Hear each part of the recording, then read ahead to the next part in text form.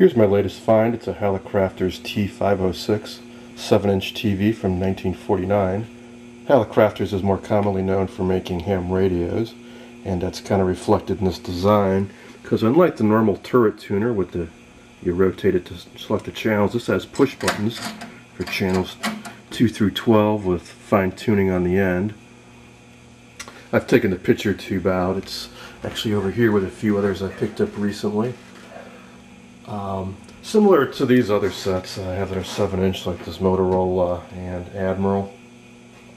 The 7-inch TVs use electrostatic picture tubes, meaning that instead of using coils to deflect the electron beam, kind of like a speaker magnet, they used a high voltage potential of around 5,000 or 6,000 volts with horizontal and vertical plates, much more like an oscilloscope than a magnetic picture tube. Let me pop this open and I'll show you a little bit of the inside. Okay, here we go. Here's the bank of channel selectors. You can see each one has 3 tuning capacitors and some coils underneath to select each channel. So you can imagine this would be quite a nightmare to align and adjust. Hopefully I won't need to, because it's probably okay from when it was originally made. Another interesting thing about this set is that it doesn't have a power transformer. To save a few bucks and save some weight, this runs straight off of the AC line. Out of the 2 wires that are coming in, one actually goes straight to the chassis, straight to ground, which is why you really want to use an isolation transformer, like I mentioned in one of my earlier videos, when you work on these sets, so you don't get a shock. Another interesting thing is the circuit that generates the high voltage inside of this cage here. It doesn't run off of the horizontal sink, running at 15.75 kilohertz like most sets do. I believe there's an early Philco set that has a similar setup that is notorious for having a frequency shift as the set heats up, which causes the high voltage to drop and the picture fades. That's why there's a tuning capacitor down here for adjusting the oscillator's free-running frequency. I haven't heard about that problem with this particular set. Once I get it up and running, I guess I'll find out myself. This may look like a power transformer over here. In fact, I thought it was myself when I first got this set, but that's just a filter choke. And yes, of course, this is a tube set, being that early. Let me flip this over and show you what's underneath.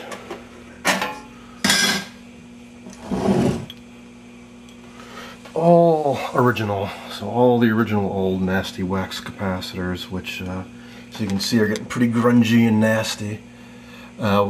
Old vintage electronics, you've got to change out the capacitors.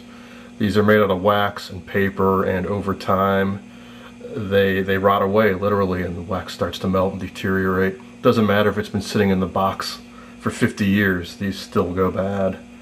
Resistors, they tend to drift up with value with age. Generally the lower value resistors aren't as bad, but still worth checking. Something else I think I should mention is the corrosion on the back of this set. These knobs are early plastic. I've heard it may be soy-based or some other type of organic type plastic. And I cleaned up this one. You can see the ones are really white. I've tried various techniques to clean them, and this tends to slowly come back. I tried some ideas I got online. Otherwise, you know, what the heck? If it took 60 years to get to look like this, I'll be long gone before it gets that bad again. The other corrosion is the cabinet itself. This is, you know, here's a piece of steel in contrast, and you can see how white and powdery this has gotten. This is most likely cadmium oxide.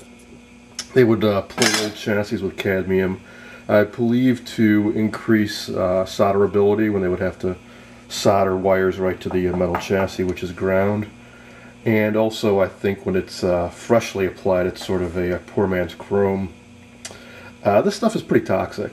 You know, as I've been picking this up, I'm getting this stuff on my hands. You really want to wash your hands before you, you know, pick up a donut or stick your fingers in your mouth or anything like that.